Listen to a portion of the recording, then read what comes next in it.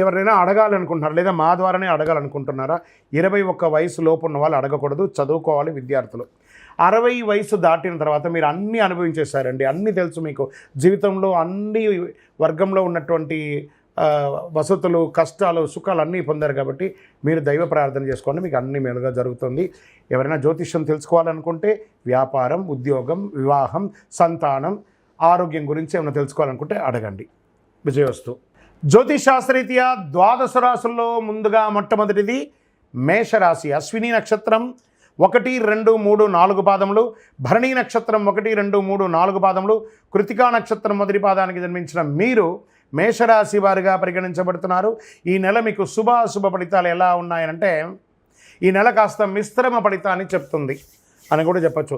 ఏమండి, మేషరాశి వారికి 7.5 వచ్చేస్తుందట, ఎప్పుడో వస్తుందని ఇప్పుడు నిద్రపోకుండా ఉంటారా?